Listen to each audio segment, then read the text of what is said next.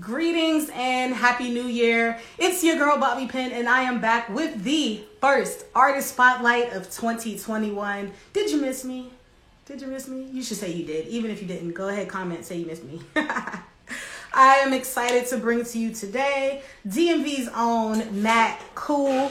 He is going to talk to us about his recent release, Neverland. And we're also going to talk about his cinematic influences. I'm really excited to get to him.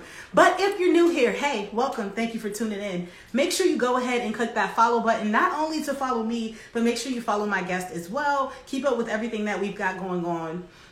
If you are new here, I've been doing these interviews since last July. I think we did about 60 interviews total. Celebrities, non-celebrities, musicians, small business owners, authors. Baby, we talked to them all. So make sure you check out my IGTV to get caught up on that. Or you can subscribe to my YouTube channel, youtube.com/The Bobby Penn.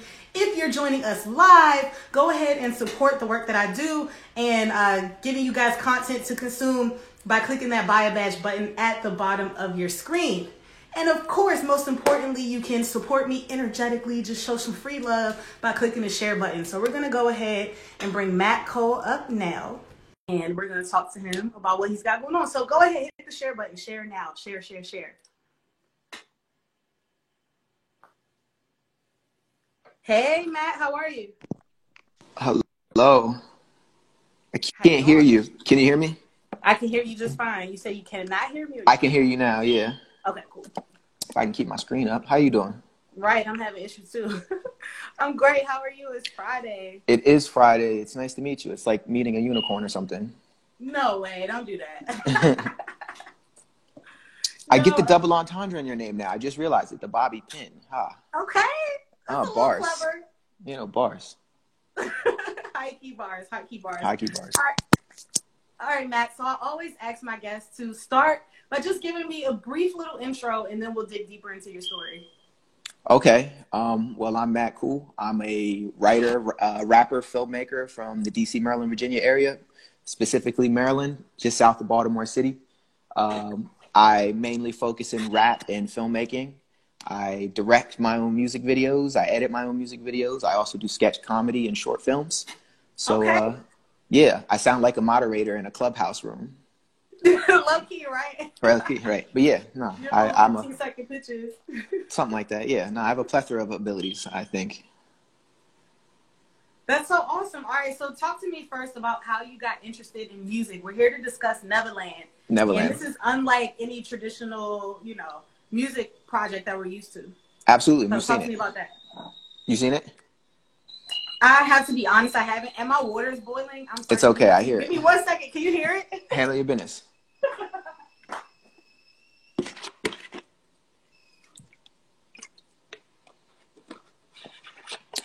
What up, chat? Who's in here? What up, everybody? All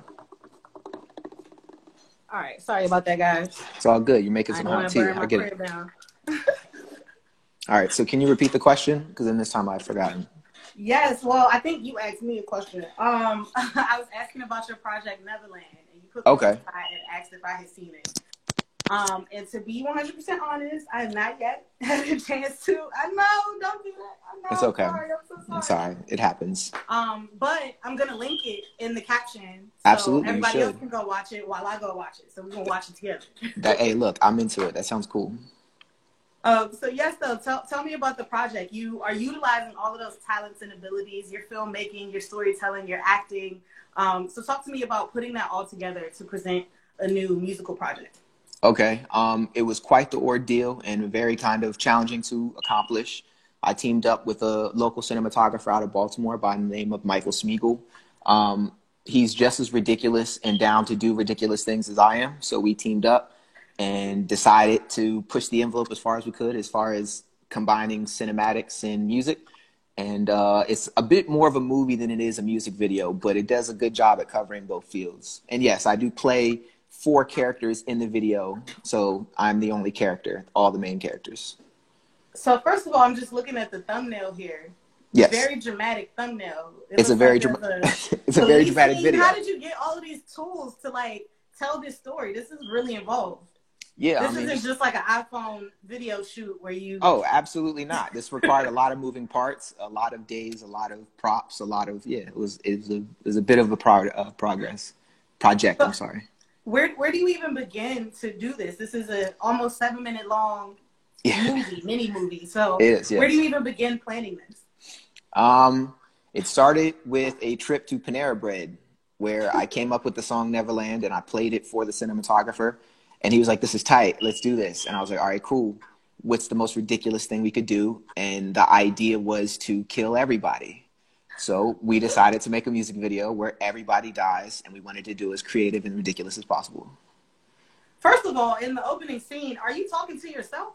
I am talking to myself. Yeah, I play every How? character. How did you do that? I play every character. It looks so real. Mm. So you're asking like how we pulled that off? Yeah. Um, I got body doubles. We found somebody who's like my height, my size, my complexion, and we traded outfits. So I talk to myself every scene. That's fire. That's Yeah, so it's cool. fire. So, okay, so I noticed in your bio mention of, yeah, let's go there. Mention of you being biracial. So talk to me about that experience I and am how you think biracial. that either helps or hurts you in hip hop. I don't think it does either, honestly. But I will say my experience in this world has been weird, but I don't think it's like notable enough to be traumatized or rewarded for. I think I don't know, it's just pretty normal. Yeah. I'm a person of color. I benefit from certain systems in this world because of my skin tone. I understand all these things, but I don't think it helps or hurts me. You know, I try That's fair. creatively. I mean, creatively. Right. Okay. Yeah. That's fair. It wasn't a trick question, so I Nah, it's cool. It's a good question. I didn't expect it. good, good. So what made you confident enough? Because I know musicians who think they're funny, and I know comedians who want to sing. Mm-hmm. But what made you believe that you were good enough to do both all by yourself, like in a presentation? I kind of started separately, honestly. Like I've been doing a lot of performance-esque music videos where I kind of just look into the camera and perform. And it's always really awkward to do. I hate doing that, especially like street shoots or like standing in front of something and people are walking by. I don't like it. I feel wildly uncomfortable. And then I do sketch comedy as well, where I don't rap at all and I only act. So there was just a combination of both worlds where I can act and rap at the same time, which felt right. It felt right being able to rap songs within a scene instead of performing within a setting, if that makes sense. Right. It does. It does. I guess I was getting at like, how did you do like high school performances? Did you go to our school? No. This is just homegrown. You cultivated this yourself? Homegrown, being a fan of all comedians and being a class clown. That's just about it. Okay. That's literally it, yeah. Who are some of your like comedic role models? Dave Chappelle,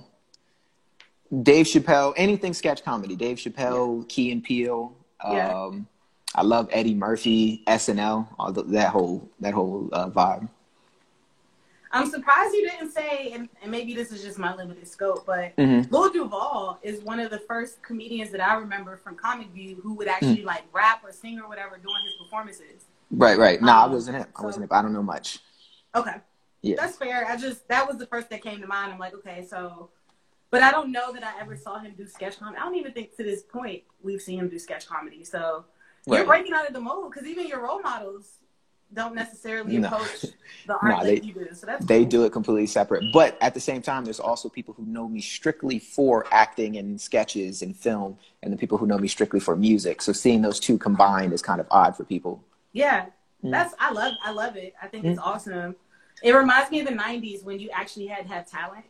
Yeah, right. And the people could do everything. Somebody like Atisha Campbell or Tashina Arnold, right? Where you could dance, sing, rap, you're funny, like you got the whole nine. So you're a star, clearly. I try to be. It's like Jamie Foxx, but I can't sing or play the piano. Yeah. That's the vibe of what I was raised by, those guys. All right. So talk to me about your influences in hip hop. Okay. I love hip hop. I love all facets of hip hop from the original 70s and 80s disco era of scratching and, DJing and all that stuff. And then even now the modern mumble rap, I'm a fan of all of it. My favorite rappers, the legends, the cliche legends, Eminem's, Jay-Z's, Nas, Cole's, Kendrick, those guys. Yeah. I'm so happy you said Eminem first because that was what I was thinking about. Your video is playing as we're talking, and I looked down and I saw like a big knife, and I was like, "Oh my gosh, that like I could see this being like an Eminem video." Yeah, yeah. Anybody that tells stories and does ridiculous music videos, I was a fan of. Nice. Yeah. Okay. Where do you hope to take things? Like, do you see yourself in a one-man show on Broadway, or like big ticket blockbuster movies like Will Smith, or like where do you see yourself going? I want to continue to push the envelope of what's allowed and what's normal in hip hop music because I am a rapper first for now, at least.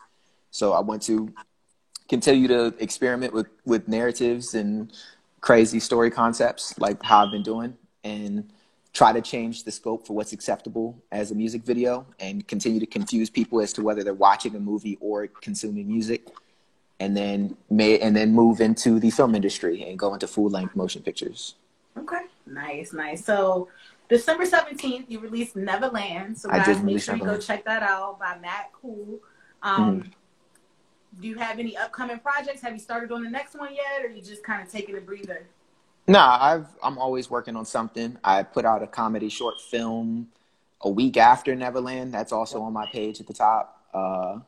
I got more sketches coming. I have an album coming out that I don't want to announce the name of just yet because I still have some moving pieces to take care of. But yeah, okay. I'm always working on something in both fields. So in other words, that means you need to tap in, guys. Make sure you follow Matt Cool right Absolutely. now so that you're up to date on what he's got going on, and that you can definitely enjoy this new album when it comes out, all of the sketches. Where do you draw your inspiration for your subject matters? I know you said earlier you were trying to think for Neverland, you were just trying to think of the wildest thing you could come up with. Is that kind of always your go-to point of reference, or do you draw from other inspiration? Anything. It could be as little as conversation. It can be as little as eavesdropping on someone else's conversation, the news, something terrible or great that's happened in my life. It can be turned into something musical or turned into something funny. Yeah. So that's where it all comes from. Okay. I like it. I like it. What's your birthday? July 8th. July 8th. Is that a Cancer? That is a Cancer. Do I fit the cliches that are Cancerians? Not necessarily. That's what I was getting to. I don't think so. Do you feel like you do? No, because I don't know the cliches. Oh, well, I mean, I just hear emotional and I don't know, that's the you beat me to it. I was gonna say, honestly, the only thing I know about cancers, or the first thing I think of when I think of cancers, is that you can sometimes be overly emotional. But when I do think about it, some of the cancers that I love in my life, one of my really good girlfriends, Miss Pooh, my mom was a Cancer, actually really are creative. So like, I guess that does make sense. I need to dig deeper in what cancers represent. I'll take that. But yeah, I don't know anything about any of it. Okay, Say it again? Yeah, I don't know anything about any of that kind of stuff. I just take people's words for it. No worries. So how do you feel like being from the Baltimore area, the DMV, even though I don't really think the DMV includes Baltimore, but we ain't going to do that today. No, not today. But how do you think being from the area has influenced your art? Like you mentioned Dave Chappelle, we got Martin Lawrence, Chris Brown, like we actually are in good representation. So how do you feel like being from the home of these great legends helps you or has influenced your art? Are you familiar with the DMV outside of Baltimore not being included? I know what I'm from Washington, D.C. naturally. I mean. Oh, okay. All right. So you're here. All right. Northwest, uptown. Even better. All right. So I don't have to explain anything to you. Yeah. I'm from south of Baltimore City in the Anne Arundel, or what y'all would call Arundel Mills area. Okay. So I think it has a great influence, being as though I have 92.3 Baltimore's hip hop and R&B, and then 95.5 DC's. I went to a school that was a combination of people from PG, DC, Baltimore County. So as far as style and influence and connections go, I'm pretty much familiar with every type of thing. I remember vividly them playing go-go and club music at the parties and stuff like that. You know what I'm saying? So I think it's cool. I think that it's a comfortable place instead of me being stuck in DC and being like, nah, I don't mess with Baltimore, or vice versa. I can kind of float. I can float comfortably. I think that's smart. Listen, I got love for Baltimore. No shade to anybody. No shade. But we know it exists. You guys, You guys think we be lunching or whatever y'all say, Mo, kill. Yeah. He I get throwing it. shots, dog. If you go to the DC area, he throwing shots. No, okay, so I remember visiting when I was in college. I would go down and visit Morgan State, and like you said, at the parties they would play everything. They played the house music and they played the go-go Stat songs. It was Shade, always house a good music. time. What? It is club music. Oh, club music. My bad. Club Club music music. is not house music. House music is like Chicago. Chicago, yeah. Okay, so club music. My Club bad. music, yeah. It's all All right, I good. got another question for you. I went to college in Philadelphia. And Okay. they listened to very similar music to Baltimore. I even felt like at the time they dressed like Baltimore. Have you heard that before? Absolutely, yeah. Philly definitely. I don't want to sit here and be like I'm a connoisseur of club music, but Philly has a similar style of club music that Baltimore does, and so does Jersey. Yeah. I think it just migrated via people move and travel and share styles and stuff. It's an East Coast, I guess, Northeast Coast style thing. New York also does club music as well. So I don't know. I don't know where that stems from, but I've heard it. Yeah. Okay. I was wondering if you had any experiences, maybe you've been to Philly or you can make sense of how it's connected. Because Delaware is in between there, and I don't feel like Delaware is similar. Yeah, I'm not sure. That's a good question, but yeah, I've heard Philly club music. It doesn't sound the same, but you can tell they're influenced by each other. Yeah. Let's see. When was the last time you had a meal that made you just like it was orgasmic? Like, and what was it? What was the last great meal you had? Last great meal I had. Damn. I don't cook ever, so that's a really hard question to answer. I don't go anywhere either. I guess recently I had some stuffed salmon recently, but I wouldn't consider it orgasmic. It's just memorable. I had some stuffed salmon. That was cool. It had some crab meat in it and stuff. It was all right. I can't What were your complain. sides? That sounds good to me. What were your sides? French fries, if I'm not mistaken. Okay. Yeah, you needed. Sorry. Yeah, a little surfing, little protein carb mix. It was cool. It was cool. Okay. I don't know if orgasmic's the word for that, but it's the first thing I could think of offhand. That's fair enough. That was a real Baltimore ass answer. It was Facts though, yeah. had to throw the crab in there. I ain't mad. Yeah, I didn't make it because I can't cook, but someone made it and it was good. So if they're seeing this, you did great.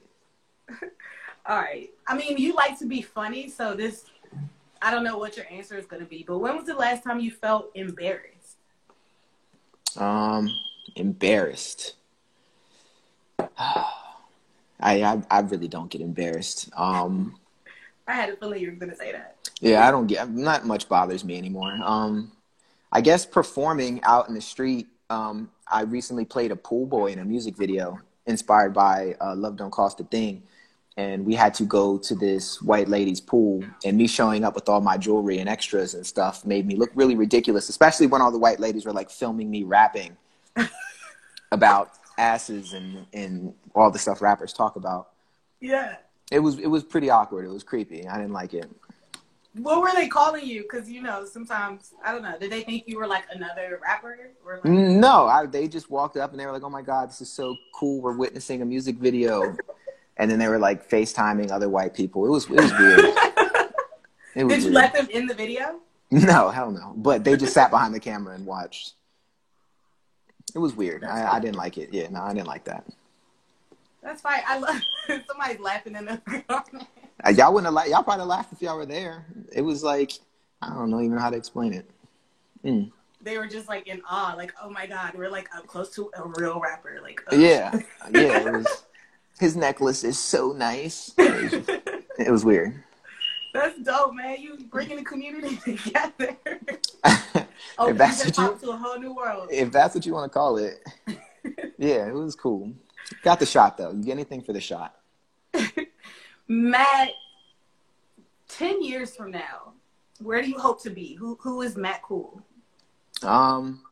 I hope to be thriving in the music and film industry. I hope my network will continue to grow. I hope I get more comfortable performing in front of strange old women. Comment, yes, I do support those who support me, but I'm also awkward and terribly nervous around people I don't know.